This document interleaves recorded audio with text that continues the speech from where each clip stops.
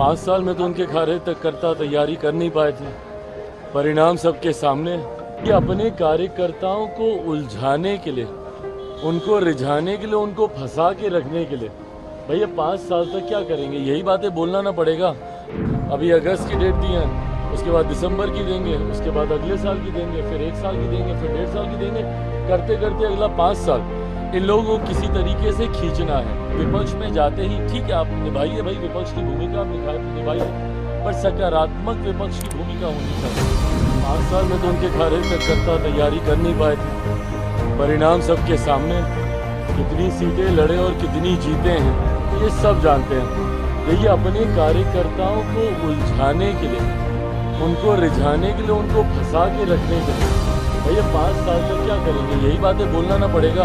अब चुनाव हो रहा है, अभी अगस्त की डेट दी है, उसके बाद दिसंबर की देंगे, उसके बाद अगले साल की देंगे, फिर 1 साल की देंगे, फिर 1.5 साल की देंगे, करते करते अगला 5 साल इन लोगों को किसी तरीके से खींचना है।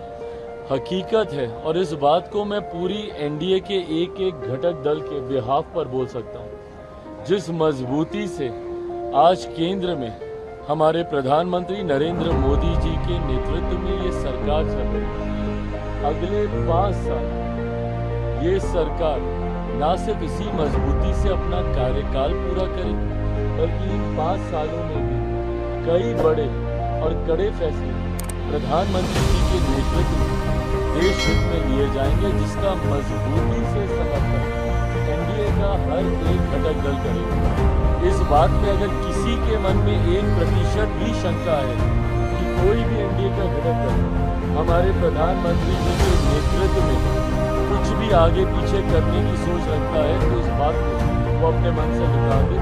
सहज सबने प्रधानमंत्री जी के नेतृत्व स्वीकार किया है और उन्हीं के नेतृत्व में 5 साल ये सरकार मजबूती से अपना कार्यकाल पूरा करेगी। लगातार बिहार में लॉ और ऑर्डर को लेकर सवाल कर रहा है कि 3 दिनों में 30-40 घटनाएं घटे बिहार के अलग। देखिए, मैं इस बात को सफाई इस बात से कतई नहीं दूंगा कि जब इनकी सरकार थी तो क्या होता था। बिहार में 90 का दशक जंगल राज के वजह से जाना इसीलिए गया क्योंकि इन लोग के सरकार में क्या होता था। दिक्कत यह है ना कि विपक्ष में जाते ही ठीक है, आप निभाइए भाई, विपक्ष की भूमिका आप निभाइए, पर सकारात्मक विपक्ष की भूमिका होनी चाहिए। आप एक ऐसी भूमिका निभाइए जहाँ पे लगे सरकार को कि विपक्ष के साथ में मिलकर प्रदेश के हित की बात करें। जब किसी बात का श्रेय लेने की बात आती है, नौकरी का श्रेय लेना होगा तो तुरंत आप हर मन से खड़े होकर बोलिएगा। और जब पुल गिरने की बात आती है, हम लोगों ने तो भैया खड़े होकर नहीं बोला ना कि कौन सा पुल किसके कार्यकाल में बना था। हम लोगों ने तो जानकारी नहीं दी। ऐसा तो नहीं है कि भाई अभी जो 6 महीने पहले जो एनडीए की सरकार बनी है उसी में ही सारे पुलों का निर्माण हुआ। हम तो इस बात को सहज स्वीकार भी करते कि हमारी सरकार है भैया, जिम्मेदारी है हम लोग की। पर ऐसे में जब आप उंगली उठाते हैं तो आप ये भी तो देखिए कि आपके कार्यकाल में क्या होता था। बनिस्बत उसके चीज़ों को बहुत बेहतर किया गया है और आने वाले दिनों में बेहतर किया जाएगा। लॉ एंड ऑर्डर हम लोग के लिए भी चिंता का विषय है और हम लोगों ने भी इस बात के लिए मुख्यमंत्री जी से हम लोगों ने भी आग्रह किया है कि जिस तरीके से लॉ एंड ऑर्डर की का विषय है उस पर हम लोगों को चिंतित होकर बड़े कदम उठाने की जरूरत है।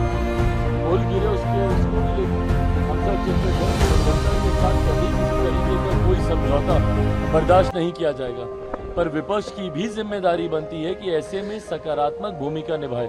राहुल गांधी है वो आरोप लगाए थे कि रक्षा मंत्री पर कि अग्निवीर के शहीदों को मुआवजे नहीं मिले, उस पर सेना के जवानों ने भी जवाब दिया है, ट्वीट किया कि नहीं उनको पैसा। तो ये गलत तथ्यात्मक जानकारी सदन के पटल पर आप रखिएगा और आज की तारीख में आप सिर्फ एक सांसद की भूमिका में नहीं है ना कि आप कुछ भी आए बोले और चले गए। आज की तारीख में से एक संवैधानिक पद पर आप बैठे हो। एलओपी की पद की एक अपनी गंभीरता होती है और उसको गंभीरता से लिए जाना जरूरी है। उस दिन एलओपी के तौर पर जो उनका पहला संबोधन था उसमें तमाम गलत तथ्यात्मक जानकारियां उन्होंने सदन के पटल पर रखने का उन्होंने काम किया।